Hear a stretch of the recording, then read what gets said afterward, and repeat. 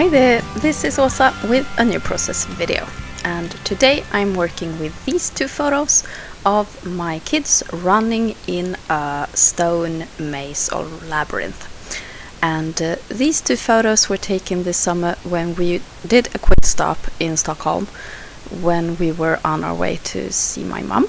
And this time we decided to show our kids Skansen, which is an outdoor museum in Stockholm, and it's also a zoo. So we looked at the animals and we saw these cultural buildings, and we had a really nice afternoon there. And we took the boat there over the wonderful canals of Stockholm, and it was just lovely. And I took these two photos at Skansen, the museum, as I said, and I think they are really fun. Lots of movement in the photos. They are running there like crazy, and and I had this paper with the arrows, and they are also running around like crazy. It's almost like they are moving when you look at them, and this is just one of those papers that I would never buy if I would buy them single pages or single. But yeah, this one was already in my possession, and I thought it was very typical for this collection. So I wanted to challenge myself to use it, and the first thing I did was to cut out the middle portion of the paper, and I decided to just use the arrow paper as a frame. And here I'm just adhering it to a piece of white paper, and then I'm going further from there. So I'm just adhering the frame to that white piece. As you can see, I'm using the back sides of ordinary pattern papers. They are from these paper pads, these 12 by 12 paper pads, and this is from the Chimel collection, the first, I think. And I do that with papers that I realize that I won't be using them, or I won't be wanting to use them. So then I just use the backside if they are white. Papers that I come across that aren't my style anymore, or papers that I feel that I will never use, and if they don't have a white backside, I normally save them in a pile, and then when I have time I cover them all in gesso, and then I use it as starting pieces for mixed media projects. But this one was just to turn over and use as it was, as a white piece. I'm going through the die cut package from this Healthy Hello Soup collection, and I found these pretty cards. They are, I usually say that they are 2 by 2 inches, but they are a bit smaller really, and they had a really nice variation of sentiments on them, and I found even more on this 12 by 12 punch out sheet of more die cuts, and those will be the main embellishment on this page. Now I just have a lot of problems how to move on from here. I don't really know how I will place this photo block, and I don't know how I will get along with this very, very crowded border. But hopefully you will like the result. I'm making more of those squares by punching some corner punching some squares that I made just in my paper cutter, and then I will try a couple of different methods to place these on my page, and it will eventually become something completely different than what I'm working at now. But it's fun to play around now and again and see what fun options you have with geometrical forms. And it will become something completely different on the finished page. I really love how these two photos came together as a single piece. I think that I created kind of a fun pattern of these stones forming the maze, and when I place them together it looks almost like they're running side by side in this maze, even though they are probably at the same point when I take these photos. And in the background you can see hubby. If you look really close, he's watching them from the other side of the maze.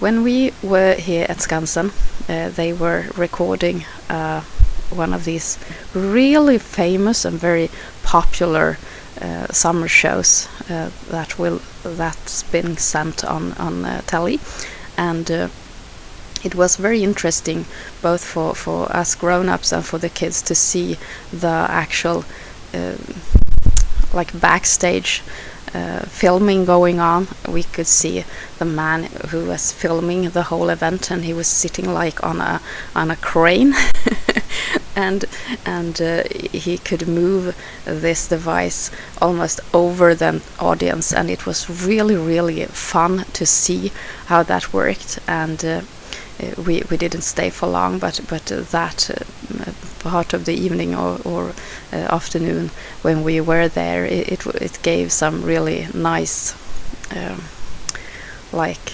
memories and experiences that we can save for forever. It was fun, and I think that I have a couple of photos that I will scrapbook about that a particular event as well. Here is the way that I wanted to place these, and with my pen, with my black pen, I'm making different kinds of borders, pen line borders around those cards, and I'm trying to vary between the different ones.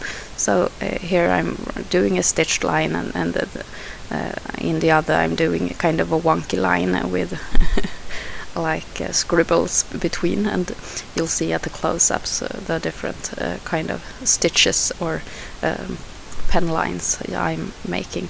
I thought that it was something that gave more to the piece than it didn't make it harder to look at. It actually draw your eyes to something more simple on the page, and not only these arrows, because they are pretty much taking over your entire view. But those small scribble lines, they kind of framed everything, and they make it a bit more easy to look at this page. And when I'm about to place down my title, it will all become even better, and it will become even more easy to look at, because your eyes are drawn to something else than this very busy and very colorful and very motion filled pattern. The main title will be The Labyrinth, and I guess you call it a maze in at least in America, but here it's called a labyrinth. And I remembered when I put this title down a child song or a child verse with the word labyrinth in it, and I decided to make that my title. And I have tried even ever since I made this page to remember the tune, but I don't. I can't remember it, but this saying or this lyric says, "What does the laboratorist doing in the labyrinth?" Yeah, he's running around it. And in Swedish, that's something really catchy with the same kind of words and the same kind of it's like in rhyme and verse. And I decided to have that as my title, because how many maze layouts do you get to do? and yeah, I thought it was fun. I'm working with the Simple Stories letter alpha stickers, and I'm making each word a different color. And then I'm placing them onto white cardstock, and I'm going to cut them out with a tiny sliver of white around the words, and then I place them as individual words on my layout.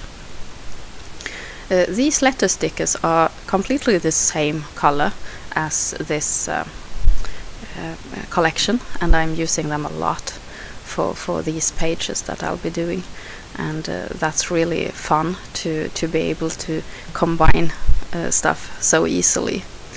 And you can see there that I'm doing some small additions to the letter stickers, and that's basically when I need to make A out of V, and when I need to add the small dots and rings above the Swedish words. And I'm so happy that you enjoyed my piece on these three Swedish letters that we have extra in our language. I'm happy that you like them, and I thank you for all the feedback that I've gotten about it. It was really interesting to read your comments, and I'm a bit sorry that I haven't done it before. I completely forgot. But now you know. Yeah, a question mark there. It goes with the title, and that bubble thickness or puffy thickness font. It's just lovely. I do love it a lot. I got it from Cindy, and it's my favorite.